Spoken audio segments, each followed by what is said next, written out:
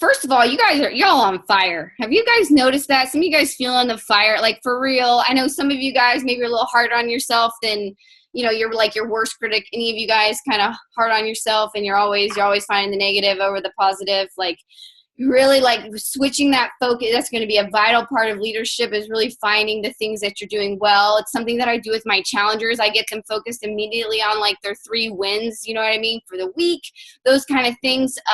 Because what we focus on is what we get more of, and that's really important in leadership, because as you continue to grow, you have a bigger team underneath you. And so, and since, we're dealing with people, we're not dealing with robots, you end up with some different challenges along the way. And so focusing on what you're doing right and what your team is doing right is going to make a huge impact. But I was listening to, like, Chad and I on this, like, trip from Texas to Ohio. We kind of got addicted to TED Talk. Does anybody here listen to TED Talk ever?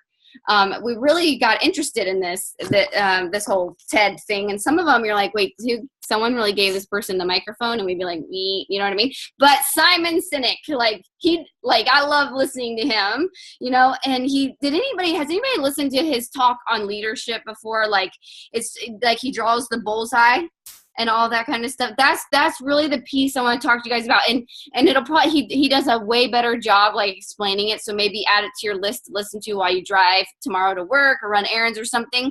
But he was talking about, I'm going to show you guys, like, really, I don't know if you guys can see, like, this bullseye, like, drawing right here. And so the outer is what, the middle is how, and the inner part is why. Okay, and I know we talk about the why a lot, but I don't think we can lose focus of it. And I love the way that he talked about it, because, okay, people will follow you. They don't follow what you do. They follow why you do it. And we hear that a lot.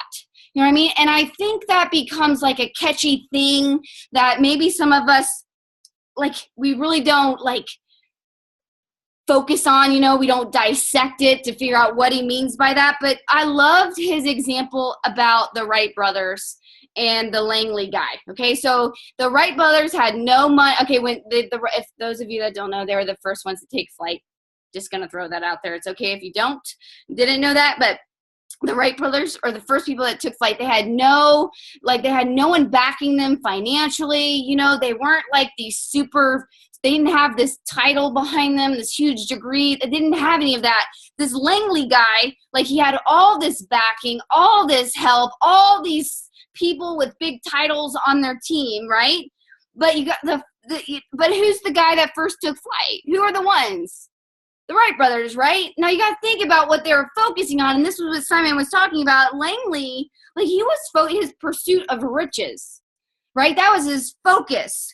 So he was working for a paycheck, right? And so when the going got tough, when the Wright brothers won, when they took flight first, he quit, right? He quit when he got beat, even though he could have helped them to improve it, because of all those titles, those people on his team and everything could have helped the Wright brothers to improve it. But the Wright brothers were pursuing purpose and cause, okay? So they would take 5 sets of parts out with them every single day, because they knew that they were going to crash that many times. They were prepared. They were prepared to fail 5 times every single day, and they weren't going to go and walk inside the first time they crashed. They were all in for 5 every single day, right? Because they had a purpose behind it. So when he was dissecting this, he was talking about the different parts of the brain. And I don't want to bore you, but this part totally intrigued me. And my emeralds might be like, really? But the limbic part of the brain controls feelings, emotions, and decision-making. Not the part of the brain that thinks about facts. The limbic controls feelings, emotions, and decision makings. So your what, okay? Your state-of-the-art beach body on demand. The fact that it only costs, if you dissect it, it's cheaper than their stupid gym, or do you know what I mean? Like, all of that fact, all the different, oh my gosh, but do you see what you're getting with Shakeology? Breaking it apart and the science of it, all that kind of stuff. That part of the brain does not make the decisions.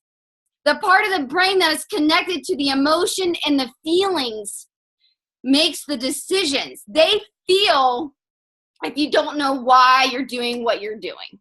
They feel it. If you're not in conviction, you know what I'm saying? Like, I think there are some people in here that, man, your heart really bends towards people. You know, like you, and I talked about how you, like, I even went as far, I think Sarah Jones might have said it, and I might be wrong, Sarah, if you weren't the one, but, you know, remembers me saying that if your heart doesn't bend towards people, you're not going to succeed in this business. Was that you, Sarah, that said that? Yeah, that, like, and it's true. In some form of fashion, your heart has to bend towards people, especially the higher and higher you go up.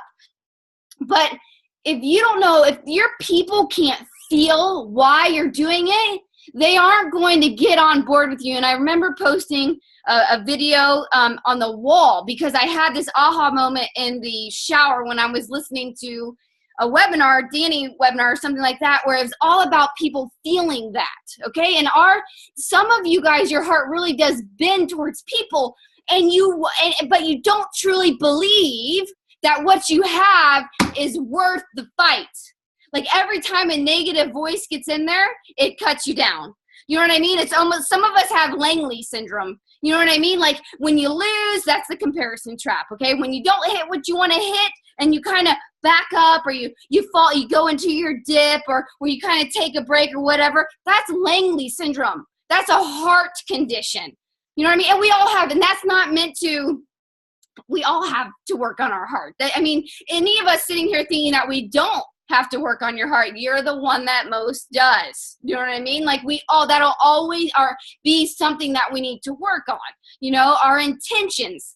And so when he was talking about the center, that's the bullseye, you know, and people have to feel it. And so he started talking about Apple, you know, he started talking about how any of you guys willing to stand in line for 6 hours to get your new Apple phone? I mean, it's not my jam, but you know, it is some people's jam, right? Some people are like, I want to stand in line. Like, you know, like how many of you here that are willing to go to bat for Apple? Like you are just like, you know what, I love my iPhone, I love my Mac computer, and I'm willing to admit that. There's no one, I don't care what you say, I'm not getting a PC. And I'm not getting I don't even know what other kind of phones are out there. What are they called? Anyway, what are those things? Droid, maybe? Like that's me. I just love it, right? But I didn't fall in love with it because they told me all the facts, right? I fell in love with it after a while, after hearing, what's the guy's name? Why did it just slip my mind? The guy that developed the whole thing and everything that he fought for. Somebody type it out. The Apple guys. Yes, gosh, Steve Jobs. Like hearing his story, right? And his fight behind it, you just can't help be like, well, damn, that's a good flipping product. You know what I mean? So you have to understand that has to be flowing out of you, and it's going to flow out of us for different reasons. And this is where that piece of paper I tell you guys to make a list of before challenge groups, before coaching.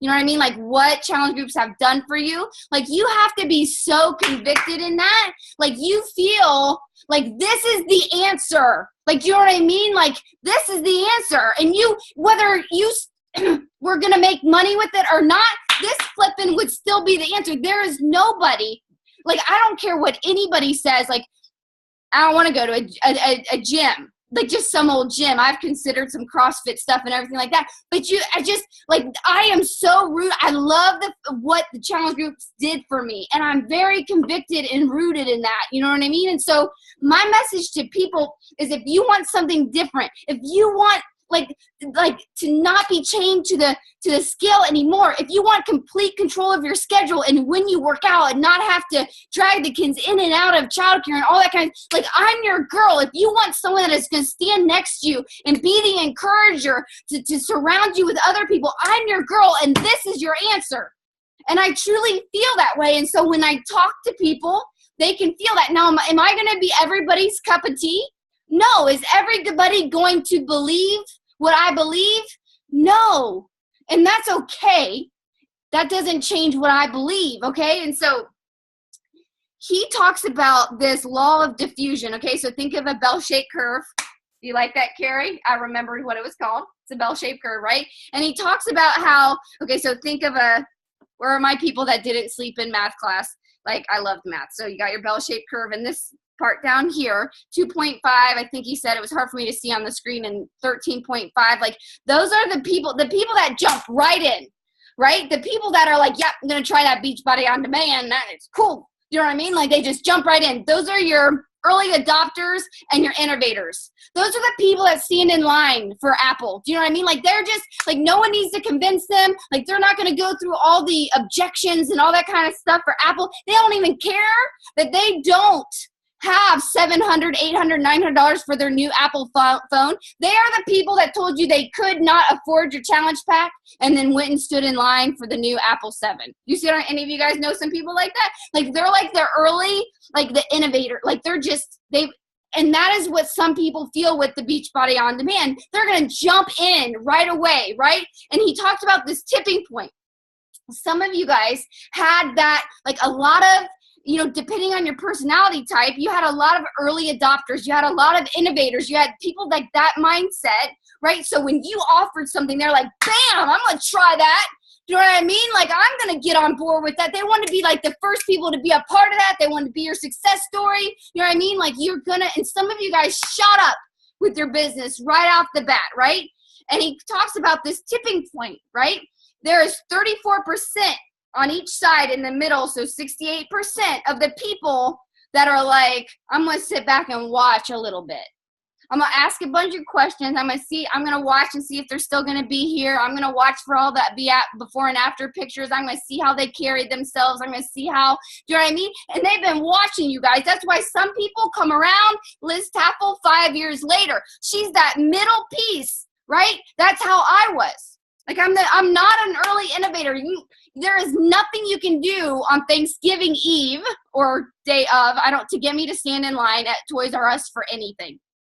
And there's some people that they want to be like, I got this new Barbie. Do you know what I mean? Like, that is how they are wired, and they will do it. You know what I mean? That's not me. I don't care what you say. You could tell me you're going to serve me mimosas in line, and I'm still going to say, no, thank you.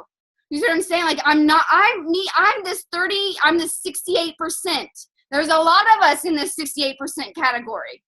Okay? And that's the tipping point when you can start when you can be patient, and when you can start to tip into that 68%, right? You got the first 34 that are easier, and the other 34 a little more stubborn. Liz Taffel, Casey Wallace, those type in there, second half of the 34 of the 68, right? And then you have this 16% at the end, right? They will never get what you have, ever. They don't care what you can until you are blue in the face. You can show them every before and after picture. You can still be here in 10 years. It does not matter. They are not going to do what you do until they close every single gym in their city. And then if they don't have any other choice, they might join. It's like the people that, like, they only don't buy a rotary phone anymore because they're not available, really. You know what I mean? Like, those 16%, like, they're just not going to do it. Some of you guys are focusing on the 16% and letting them define your business. Like, what am I doing wrong? Why not? Why won't they? They are the 16%. It does not matter. They are going to push back no matter what. Okay, so it's this guy, not this guy, Steven was talking about what's the difference between, like, TiVo and what's the other one that came out? Is it like Time Warner? Like, TiVo was the first one that came up with the, like, pausing, your movie and doing all that kind of, your show and being able to record and all that kind of stuff. But he was telling where TiVo went wrong. And I was wondering if this is where some of y'all have gone wrong. And this is just, and it's not that you're wrong, you're just learning. I think we all start here. We try to tell the what. You know what I mean? We try to prove to everybody. Do you know what I mean? Like, but listen, like, have you seen what we're trying to prove to the 16%? Like, how worthy this business is of them to be accepting of it, or to jump on, or at least give us a pat on the back. We're trying to tell them the what. Like, look, the Bureau, what's the Bureau? Oh my God, you guys, this is totally why I had surgery, but Better Business Bureau, like, look at their rating, or do you know what I mean? Like, we're trying to prove to them, like, look at the cost comparison. I mean, look at Shakeology and how much you would have to buy, or we're trying to prove, look how many people I've helped. I swear I'm making an impact. We're trying to do all this, the what, right? And this is what TiVo did. TiVo tried to tell everybody the what, like it pauses live TV and memorizes, everything what you like to, it tried to tell them the what. And it said, what if they would have stepped back? And this reminded me of Beachbody On Demand, and said, and advertise it like, look, if you're looking for complete control of your life, if you're looking for nothing else to control your calendar when it comes to your television, if you're looking for something to always be in your control so that you can rearrange things to fit you, so that you can completely do life by design, I have the perfect thing for you. He said if they would have done something like that, TiVo would have taken off. But instead, some other company stepped in and did it instead. See, some of us with Beachbody On Demand are trying to go in with the what. Some of us with our challenge packs are trying to go in with the what. Some of us with our tribe, with the coaching opportunity, we're trying to go in with the what instead of the why. And really attaching to that. Martin Luther King Jr. was able to get 250,000 people to come to his speech back in the day when there were no emails. He couldn't tweet about it. You know what I mean? He couldn't put out a post. It couldn't go viral. His video couldn't go viral. Nothing like that. But he told people what he believed with passion, and people felt it. Like, you have to ask yourself, I truly believe, you guys, when someone joins my tribe, that their life is going to change. That they are going to get surrounded. See, I can't help but smile when I talk about it, that they're going to get surrounded by some people that on the end, they're going to change. It is going to have a ripple effect in their family, in their marriage, in their own self-worthiness, in their belief, in their outlook on life. I truly believe that. So when I talk about, I'm leading with the why. That comes from that sheet that I talked about where my life changed, and not forgetting where I came from. You know what I'm saying? And where I went and where I'm going and where I want to take people to. And we can't say that Martin Luther King, it was a racial thing, because 25% of them were white that went to listen to him.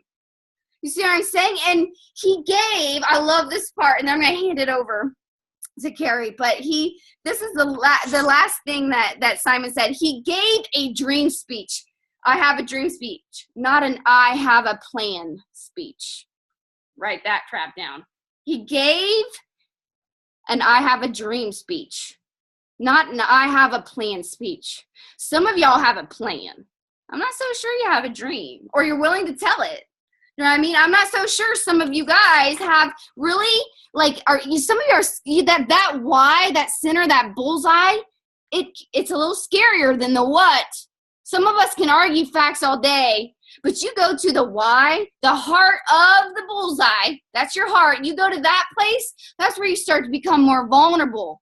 But that's where a connection starts to happen, and that's why people start to follow you, right? And so again, I'm going to remind you, the brain that controls decisions also controls feelings and emotions. And when you tap into people with that, that's why telling your story on social media, that's why being raw, that's why sharing your scars, that's why sharing your dreams, where you want to go, your vision, your excitement, your enthusiasm, that's why it's so contagious and causes people to make a decision, because it's the same part of the brain. And so you can fight it, but it's actually biologically impossible for you to win any other way other than to tap into this why and that limbic part of your brain. All right, Carrie, you're up, girlfriend. Yeah, I loved Simon's presentation at Summit Starts With Why. It was incredible. I was drawn in right away. I probably could listen to that over and over again. But in doing so, I want to just say up front, I know that some of you, like if you listen to what Summer just had to say, some of you are still in that what, and you're still in, even though you're leaders in this group, you might still be feeling like that, okay, I'm not connected yet. I don't have that it yet thing. And that's okay. You're going to get there as long as you keep plugging into your personal development, as long as you keep thinking about what you want to become, then you will get there. The exciting part about this is that the way it's set up in the bell curve in any situation that you're in, like my classrooms that I taught middle school for 12 years, always bell curve. I mean, like anything that we do, there's going to be a bell curve, and it's parent, from anything simple to learning like a new workout routine or something like that, there's going to be poop. The majority is going to get it because that's what Beachbody aims to.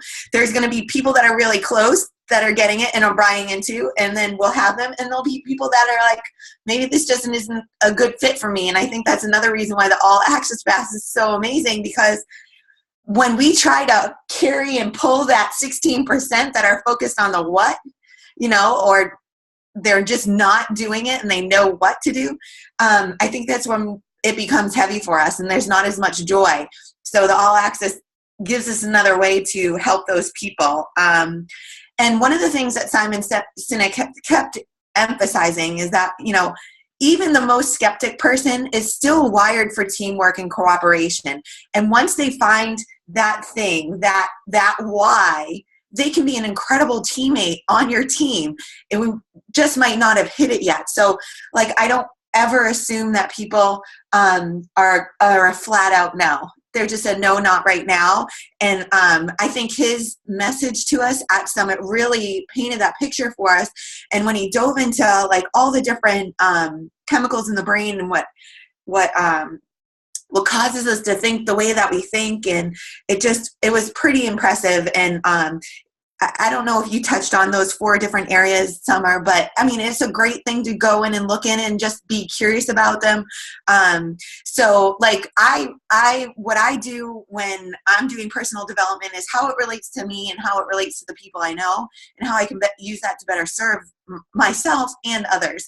And so the first one that he mentioned was endorphins, and he went on and on about endorphins and what they do for us. And I already knew what kind of endorphins were. It's when you get, those of you that have run or are runners or whatnot, I'm a kind of pretend runner. I like to go run. But when I was running more miles, I'd get to 7 and then I would be like, oh, okay, I can go to 11 now. It was the craziest thing. It was like that. That was always my mile that I hit the runner's high. And that's also what allowed me to, at night, sit in between my girls' 2 beds for 2 or almost 3 years and build a business late at night when the rest of the East Coast was sleeping and I was still talking with my West Coast friends. So those are endorphins, and that's what helps us be better leaders. Dopamine. I thrive off of dopamine. I don't know if the rest of you do, but I mean, that is the chemical for me. I love checklists. I love little goals. I crave, setting little goals and accomplishing them. And it might be even something as silly as showering, starting my day, making the bed, getting in the shower. I mean, those little things do fill my bucket and they do make me happy. Getting the girls to school on time, that's definitely dopamine and making me, just like a proud mom or whatnot. But these are all things that we need to think about as we're becoming better leaders and filling those little parts of our lives that bring us joy. He says serotonin's the leadership chemical. I don't think we need that one. And then the oxytocin is feeling safe. And I did want to mention that because I think one thing that really great leaders in this company do is they make people feel safe and in valued, trusted, and safe environment. And we always try to stress that our groups are these safe learning environments. There's no silly questions. They're private and all that kind of stuff. So making people feel safe as a coach is one of your first jobs to do, building that trust. And then the second part of that is he mentions, inspiring them to take action on that. So once they give you their heart and they say, this is what I'm struggling with, this is what my needs are, a great leader is going to make them feel safe enough to take action. And I love when things like this come together. And honestly, I didn't know what Summer was going to start talking about with us tonight. But I'm looking at my calendar and I have one of those little, quote calendars for every day. And it says, what you think you become. I'm just yes, that's awesome. That ties right into what her message is today. And then a friend messaged me this morning, a fellow coach, and she was at an all-faith meeting this morning. And it was all about dreaming again. And it was just everything was falling into place. And then this call happened and it's it took me right back to my seat at Summit where I sat there with my mouth open the whole time, having all these crazy aha moments. And it just makes so much sense. And I think it goes back to us complicating something that's not so complicated. Everyone basically knows what to do. It's getting them to care and really learn how to do it. And then in that process, I think they discover why they need to do it. So that's what is all this numbers going on? I love that. Oh, I was collecting how many people invited. Oh. While we're listening to you. I forgot many times the last few. But that's funny how it lines up like that, because Chad's the one that found this one to listen to on TED Talk, and it's funny how things start to line up because some of us, I think, need to hear this part, and I especially like what you said at the end, Carrie, about how we take something that's simple, that really, it really is simple, and we overcomplicate it and we kind of overthink it when it really comes down to it comes down to a few things, but I love the feeling safe and all that kind of stuff. But people feel, and this goes in with feeling safe, people feel if they're safe with you. They can feel that. Do you know what I mean? Just by the look on your face. I mean, Chad and I read one time that you can, from 10 feet away, you can feel someone else. It emits, and you can feel their heart. That's how when someone can walk into the room, they can either give it life or suck all the life out of it. I mean, you guys had someone that walked in, they didn't say anything. Chad is like that. He won't say anything. I'll be like, what's wrong? He's like, I didn't even say anything. He's like, you can just like feel it, but that's something Simon said, is they feel you don't know why you're doing this. They feel that they don't feel that they aren't safe, depending on how you're carrying yourself. It could come down to how you carry yourself in places that are not even related to Beachbody. Like, are you the same everywhere? Are you the same on Facebook as you are when you went to Summit? Or were you this super outgoing person and then you kind of gave people the cold shoulder? I'm not saying you have to be super social to be successful at Summit. I'm just saying if you show yourself one way, that person should also show up at Summit in a super safe way. You know what I mean? Like, people can feel if they're safe around you, just like people can feel if you really know why you're doing this. I was just going to say, Simon at Summit, he said a couple of times, he said, they don't buy what we do, they buy why we do it. And that's why I think Beachbody is definitely focused in on, having that why being front and center. But there's a question for you over there, Summer, and I think that's a good one. Okay. To lead into. Any tips on helping your coaches develop their why? I know mine didn't evolve for a while, and it's still evolving. And I see the first tip I can give you is to let your coaches' your coaches' why evolve. You know what I mean? I think a lot of us, we find our why, or we get super excited, we go all in. Like, do you know what I mean? Like, we're excited, and we think everybody else should be. You know what I mean? And we forget that it took us. We need that same grace that hopefully we were given to let our whole journey, evolve.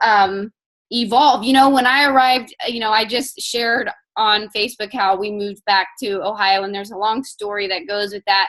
And it was an 18-month journey for me that I had to go through, that God knew I had to go through it. There's a whole long story to it. But, if I would have showed up at the door, I could not wait to wrap my arms around my in-laws. And my sister, I just could not wait.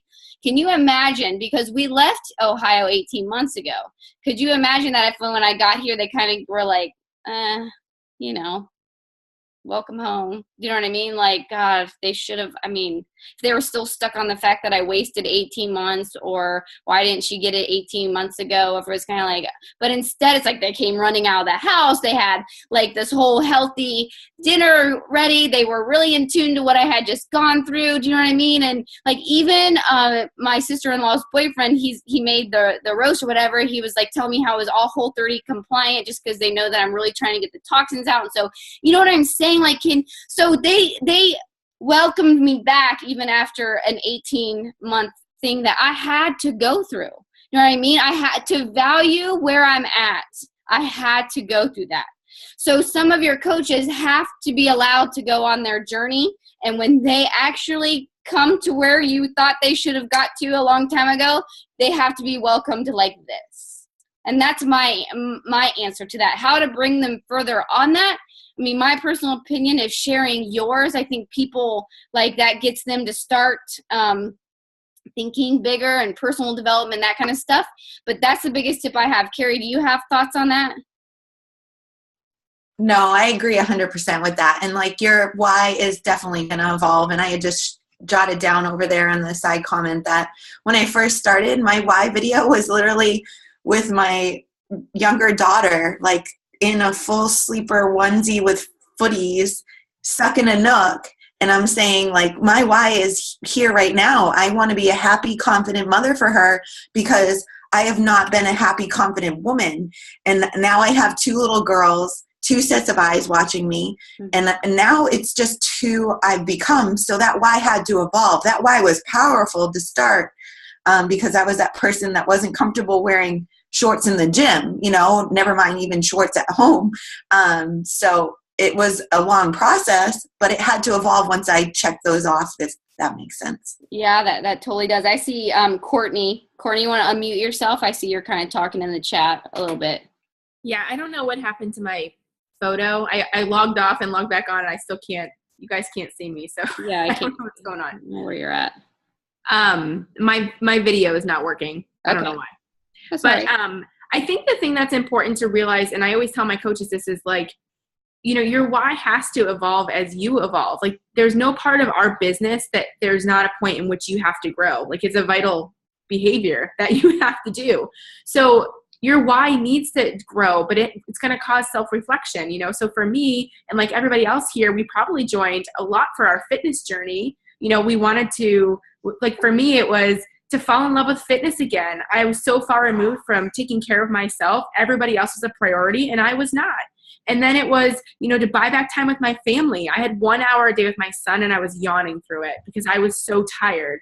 I was not in a growth environment. I wasn't in a place where people, you know, lifted you up and inspired you to do new things. I was in an office with people that were bored. And like that, if you guys have ever been in a space where there's 12 people that are incredibly bored, it's not a happy place. It's a very angry, hostile, grumpy place. And I became a complacent, became a person. I became the person that I hated, really. But it happened so slowly that you wake up one day. And for me, that wake up call was when I finally got out of my own way, and I reached out to Carrie and to Aaron and was like, I don't know what you're doing, but I need some of whatever you guys are doing because, like, I can't sit in this office anymore. So I was curious about the business opportunity, but I signed up as a challenger first because I was a little skeptical. Like, well, I love Shakeology, you know, I don't know about this, but I knew that this business was never going to work if I didn't transform. First and foremost was my own personal transformation. And so your why, when you start, it has to be about that. But as you begin to impact others and inspire them and change their lives, they become a really big part of your why. Like for me, they did.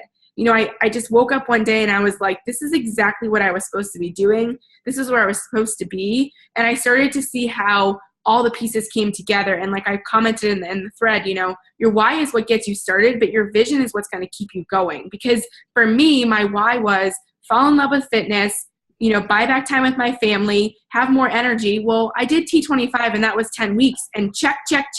Like all those things were accomplished. So if your why doesn't evolve beyond that, it's going to be difficult to really build a business because you haven't quite figured out how this business is probably a vehicle for you beyond the community, you know, that you belong to, which is a huge part of this too. And some people, that's what they really want. They just want the community. They don't really want to build a business, but they want to be inspired and part of the community, and that's fine too. But if you're somebody that truly wants to build a business, you have to figure out where you go next. You know, like what's the next piece of your transformation? How is that going to happen? And kind of peeling back those layers a little bit at a time. And yeah, like I see Kelly here, the more you share it, you know, it doesn't happen overnight. Like coaches will say, I don't even know where to start. There's so many pieces to my story. And I'm like, just start telling it. Just start telling it. Stop trying to write the book. Just start telling the book. It'll write itself. One chapter at a time, one page at a time, one paragraph at a time, you know, because every time you share something else comes up, you know, and that might be part of my sapphire, non-organized brain, because I know emeralds are like, well, no way. Like I have to have the whole book out before I can possibly, you know, put it out there for the world to see. But I was just willing to write the book and edit it as I go, you know, like it didn't have to be perfect. But again, you know, you have to sort of really, you guys are in this group, you have to know how Beachbody is your vehicle. What is it a vehicle for? You know, you have to know what that is. And for everybody, it's not dollars and cents. You know, it doesn't have to be. It may not be that you want to leave your job. You might love your job.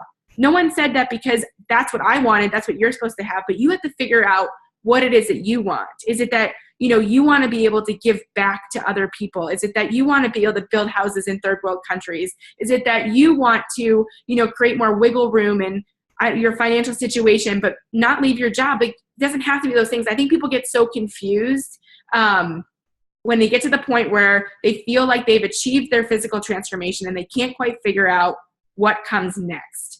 And like, really, that's just the beginning. Like for me, that was just the beginning of a business, you know, like people were waiting for that transformation. Cause let's be honest, most people were hoping that you would fail, you know, like that 60%, you know, they were like, oh man, like here's another coach, right? Like she won't finish that program. And I was like, I'm going to finish this. I'm the best results you've ever seen. Again, that's the Ruby coming out. But, you know, like you were just going to go all in. And I just knew that if I was going to do this, it was going to have to be with merit, you know, that this stuff works. And I wasn't somebody that had a big physical transformation. You know, I didn't have a lot of weight to lose, but it was more about how I felt. And I knew I needed to share that right away. But you guys, as you keep going, you're going to evolve. You know, my avatar when I started looks very different than my avatar now. And that's okay. And now I'm adjusting it a little bit again, because you have to continuously self-reflect, but keep thinking about what is Beachbody your vehicle for? Because that's your vision. That's where the whole vision piece, you know, comes into play. Because if you don't have that vision of where you want to go, you're going to get lost. You're not going to wake up in the morning and have that clear space. You know, Carrie sat in between those beds when people were sleeping and built a business. If you don't have a vision of where you want to go, you ain't sitting in between two beds at 2 a.m. building a business. I'm telling you. Because it's hard. And you're going to hear a lot of no's, and you're going to be exhausted, and you're going to watch a lot of people walk away from their dreams, and you're just going to keep going. And you're going to hope they come back, you know, to their senses and rejoin you. But if they don't, it's okay. You just keep going. But I see, again, this is a tangent, but like, you know, you're going to get coach cancellations. You can, you know, I'm not going to lie. I still get them. There's a little dagger in my heart. Like, oh, like, why did that happen? But my bus is going to keep going. I sure hope you come back. I hope you get back on, but my vision, I haven't reached it yet. We're not there yet. I'm going to keep going. Because you know why you're doing it. You know where you want to go with it for the most part. And sometimes you'll think, and for my emeralds on here, like Carrie talked about, and there's this really thin book called It Works, and I'll find it and put a picture in the group. It's really, really a good book. It's tiny, it's easy to read, but it talks about what Courtney just talked about, was about how some of you guys are trying to understand your whole story and get it all perfect before you put it out, when really you are the most creative when you don't think about it. And just going, and it talks about that in the book. This successful people just go, like, you know what I mean? And it's not perfect, and it's not all thought out, and it's not sent to 1 million people to see if it's worded correct. It's just gone. It's just, you know, and then you self-reflect, with Carrie brought up, and then you might ask some trusted advisors, you know, like, hey, can you review this? Like, do you see something that I'm missing? Because I feel like I'm not hitting traction. Can you review that for me or something? But you don't wait for, it's not like you don't wait to have the whole everything figured out, because the crazy part is you won't have it ever. There's always going to be a gap. That's from a Stephen Furtick, if you listen to him. Like, there is always going to be a gap between you and you knowing where you're going. Okay? Because I never thought I'd end up in Ohio. I thought I didn't think I'd be in Texas, but I thought I for sure might be in a beach house. You know what I mean? Somewhere, you know what I'm saying? I can live wherever I want. You know what I mean? I can buy whatever I want. And I'm in Ohio. See what I'm saying? But my vision one time had a beach. And that's okay that I was like, okay, like that really wasn't a desire of my heart. I thought it was. Like, things are going to change. So if you're expecting yourself to know exactly where you're going to get started, or to go to the next level, or to go all in, or anything like that, you're always going to be stuck. You're always going to be stuck. Because people are going to feel that you really don't know. You know what I mean? You really don't know. People feel that. You know what I mean? And they have to feel that you know why, and you're doing this, you know what I mean? And why you show up every day. So Rebecca, I know Rebecca, I think she's still on here. Sometimes I stay on too long and then she's off by the time I'm saying like, hey, Rebecca, you want to say something? Hey. What you got? To be quite honest with you, I'm listening to you guys, and you're covering a lot of the points. Matt and I are kind of discussing it as you guys are talking, and talking just about vision and why, and really for me, I feel like having that vision first, and I honestly, it was always a vision for me that drove me forward over that. We talk a lot about a why that'll make you cry, and I don't think I've ever had anything like that deep that brought tears to my eyes. But it was that constant vision, and it simply just started with my own fitness, and then it's moved on to financial goals, and just kind of always having my sights on something a little bit better than I knew that I could achieve, or that just this purpose of my life, and it's constantly evolved.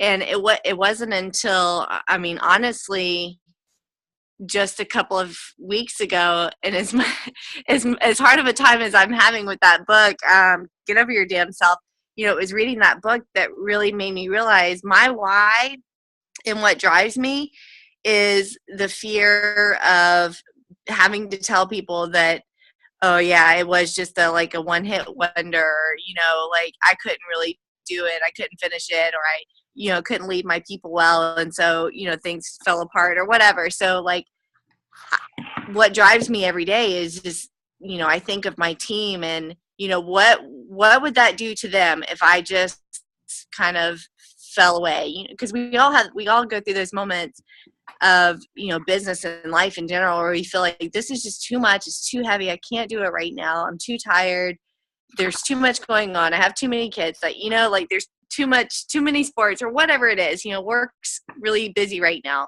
We all have these things that kind of make us feel like it's at different points in our business that we just can't do it anymore. But then I think about either the naysayers that once told me that it would never work, or more than anything, it's my team, that I had the courage to ask them to do this with me, and they had the courage to say yes. And I see so many of them fighting to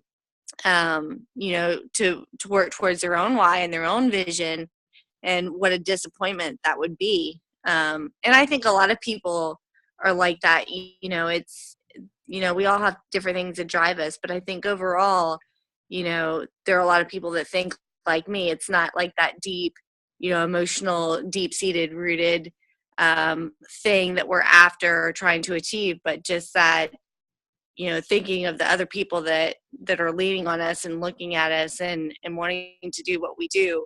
And what is that going, really the ripple effect of what will happen if I just kind of, yeah, I'm good. I've made a lot of money. I'm okay now. We're good for a few years. I think I'll just take a break for a while.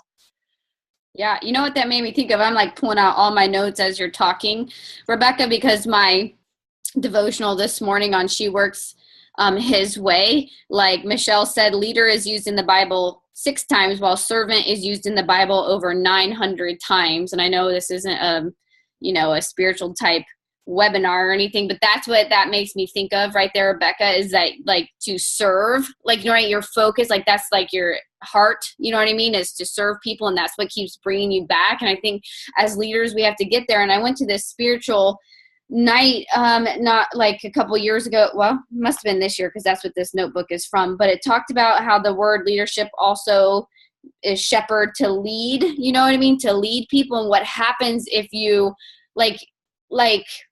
if you that refusal to abandon your post, you know what I mean, you were whether you have 10 people under you, or you have 10,000 people or 20,000 or whatever, that is a post, and you have influence there. You know what I mean? And that's what I'm pulling it out as you're talking, because it says, I took notes right here, it said, without a shepherd, so without a leader, without a servant, sheep leads themselves to destruction.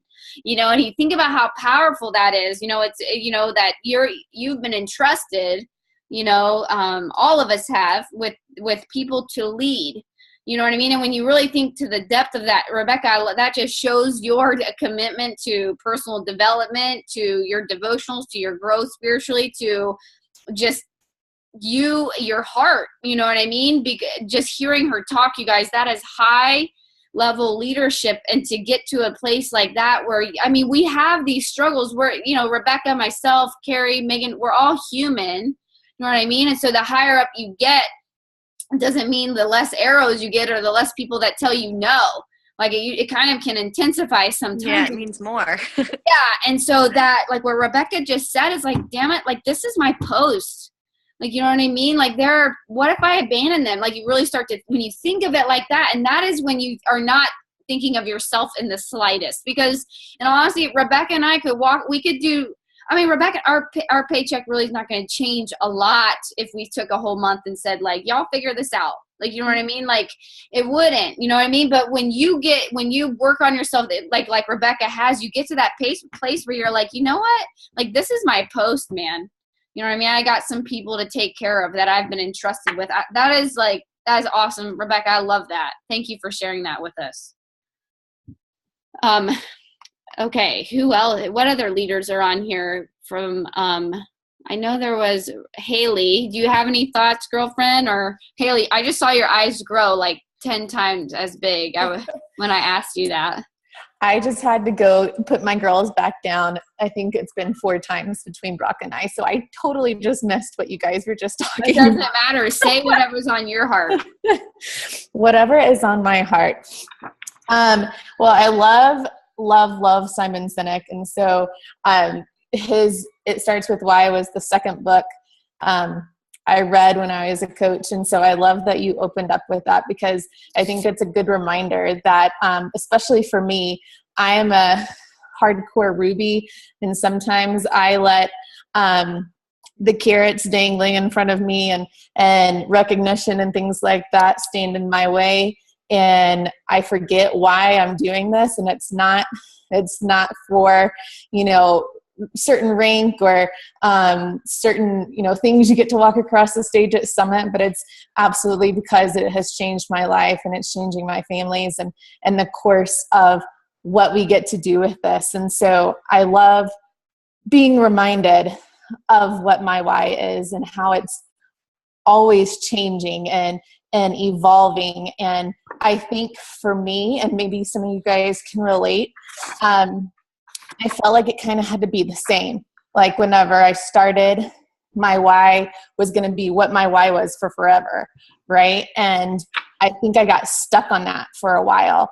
And it caused me to kind of have like a stunt in growth in my business and my fitness journey. And, it spills over into everything. And so I think you guys need to stay open-minded about knowing and realizing, like Courtney was saying earlier, her why changed, her vision changes, and you guys need to realize that yours is going to as well. As you grow a team, as you see the incredible blessings from this opportunity that it gives you and your family, things are going to evolve, and run with it. Don't try to stop it, because that's where you start hitting roadblocks and Summer, I heard her on her live video talking about God trying to close the door, and she's like, no, wait, nope, I want in this one. And so just go with it. Go with what's changing, and that's where you're going to blossom and grow. So that's my 2 cents. That's good. No, I like that. Yeah, he totally shut my head in a door. Have you guys ever felt that way? Like, I'm pretty sure like it got smashed inside of the door. The more I tried to force that specific door to open, the more it was just like over and over. If you've ever had one of your kids do that to your other kids, it was like that. Is that just my kids that sometimes, like, if their hands in the door, it's like really fun for, like, that happened when Riley was little. Griffin was like, oh, like over and over. It was like that. I love what you just said, like giving yourself the freedom for it to like ebb and flow and change. Like that's really important, because you're going to change along the way. And, I bet some of the rubies are sitting on here waiting. I shouldn't single out the rubies. It could be other, you know what I mean? Waiting like, okay, so when are they going to give us like the tip that's going to take my business to the next level? You know what I mean? They're like, okay, I'm waiting. Like we gave it to you, like for real. Like, do you know what I mean? Like, we really just gave it to you, you know, and there is no secret like sauce, you know. We all know exactly what we need to do, you know. We need, like, our heart has to bend towards people, and people feel why you're doing it. And so if you're sitting there going like, damn it, like, I know my heart is like very selfish right now, like, that's the first step in saying like, I need to work on that, and that's okay. You know what I mean? And then it's stepping into that and really like working on where your heart is bending towards, you know what I mean? There is no way that you can selfishly go to the top. It will crash. You'll step right off the cliff at some time. I'm just going to be honest with you. At some, you'll be like, no, I've seen them fall off the cliff too. So just trust me on that you want to work on that part of your heart and getting real with why you're doing this and having conviction when you talk to people about why you're doing this. We have like 5 minutes left, and I'm going to totally put this person on the spot. She has no idea that I'm going to do this, but I'm going to do this because she invited 15 people and signed up 5 people last week. Jennifer Yoder, unmute your mic. Let's talk about that. Where are you at? Because that's I'm right here. Hold on, let me find you. Oh my gosh. I know. You're probably like, oh my God. I'm in the dark. I'm turning on a light. No, you're good. That's okay. You guys, we all got to admit that's pretty impressive. 15 invites, okay, in 1 week. We know people that haven't invited 15 their whole like coaching career, you know, but that's a decision. How many you invite? That's a decision. And you signed up 5. So Jen, I know you've gone through hard times. You just got done with the full, how long was he gone? 5 months? Only 5 months.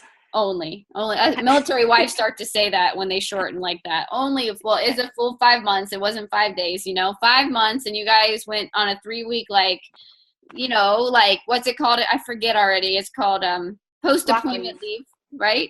Yeah, block Yep. leave. You know, and she's running her business, you know, during that time and everything. I can hear something. But I want you, if you could give them one tip, because that's impressive, 15 invites and 5 people signed up. Like, if you can give them one tip for someone that's like, dude, I want to do what she just did, you know, what's on your heart right now? What advice would you give them that they could also even just give to their team, even moving into the next week? I think, I think there's obviously so much deeper, and my heart is like racing thinking about this whole why thing and like how I need to share that more with my team and just even the people I'm talking to. Like, I know, like what you said, when you say that, you know, without a shadow of a doubt that this could change their life. I think I finally got to that point, and I think that made a difference in the way that I'm talking to people, and like with voice messages and getting on the phone with several people. And I met in person. I went on a 2-hour walk with one lady, the PE coach for my kids at school. And I just listened to her. And I think I've kind of shared it in comments. Like, I know that, but somehow I was missing it. Like just listening, like I wanted to explain the what, like you're saying, you know, like this is what you get and this is how it works. And, you know, all this stuff. And I just said, tell me about your life story. And she talked for like an hour and a half before I got to like talk. You know, I mean, obviously I talked a little bit, but she just had so much to share. And it was like someone finally asked her, and, you know, anyway, I don't know. Yeah, that's powerful. I mean, that's absolutely powerful. So and I think just my own why is like still evolving of how it's changing our life. And, you know, I shared that we get to go on a Disney cruise because Beachbody money, you know, helped pay for that. And our family of 6, military family, like that doesn't happen easily without putting it on a credit card, you know. And I think a lot of people have like come to me like, wait, what? You know, what are you doing? And they see that like I still unplug and I go on dates and like my whole life is changing. And I think it's not like it's finally attractive to people, but they're like, oh gosh, she's still doing it and she's getting better and I want it now.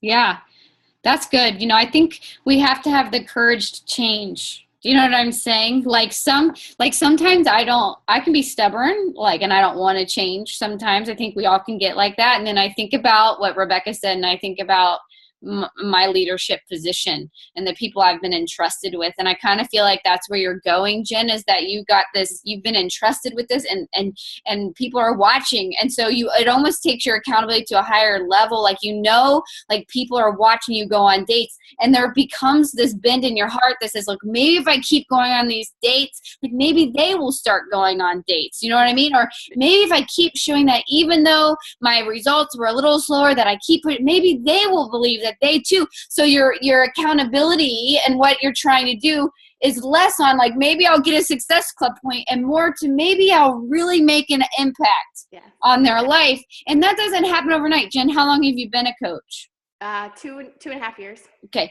2.5 years that she's been on this journey. Okay. And it's like this thing I told you about, this law of diffusion of innovation, which makes me want to roll my eyes immediately just at the name of it. Like, that's boring. Could we come up with something else for this bell-shaped curve? But, it makes me think of the people you're starting to impact in the middle of that bell-shaped curve, because they're like, dang, like she still is doing it. Maybe there is something to this. And your heart in that time also has started to change to bend more towards getting people to understand how this really can change their life and less about you. Correct?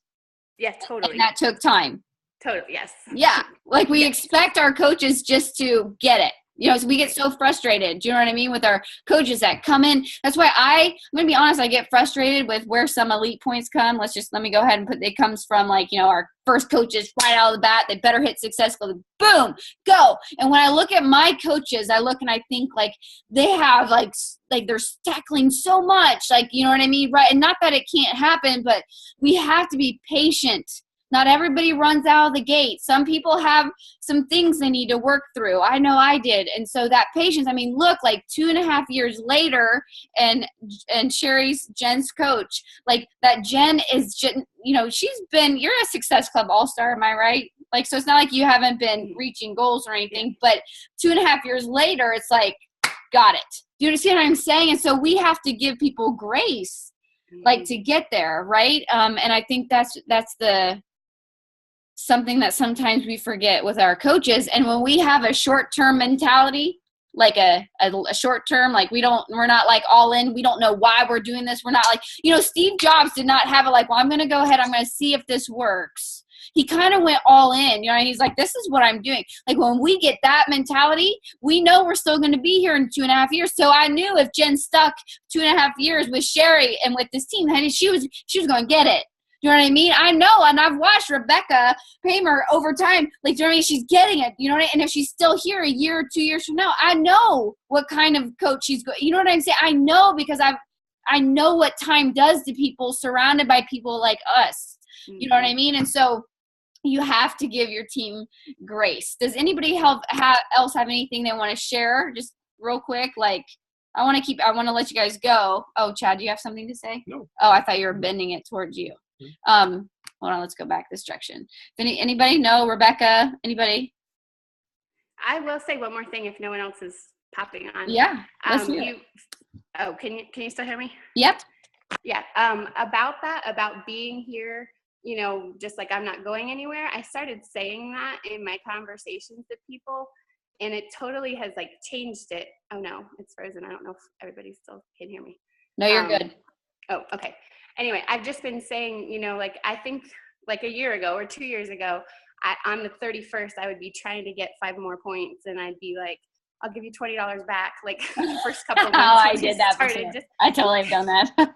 Because I just wanted points, and I wanted recognition, and I wanted, all that stuff. And now it's just like, you know what, if you don't say now, I just know you're saying not yet, because I was like, I'm not going anywhere, and I'll be here when you're ready. And then like 2 days later, they're like, I'm ready, because like, they're not feeling that pressure, and they know I believe in it that much that like I'm not going anywhere. And I feel like that's making a difference. So. No, that's good. Hans said something like that at the last event we went to, that you have to be able to say like, you know what? It might not be the right time for you, and that's okay. Yeah. Instead we're like, no, please. Like, do you know what I mean? Like, this is the right time. Do you know what I mean? But instead of being like, you know what? It might not be the right time for you, and that's okay. I'm still going to be here when it is. And when you can get to that place, like it flip-flops for you. Yes. Do you know what I mean? I feel like I'm finally there. Yeah. Lisa Medina, I just saw you.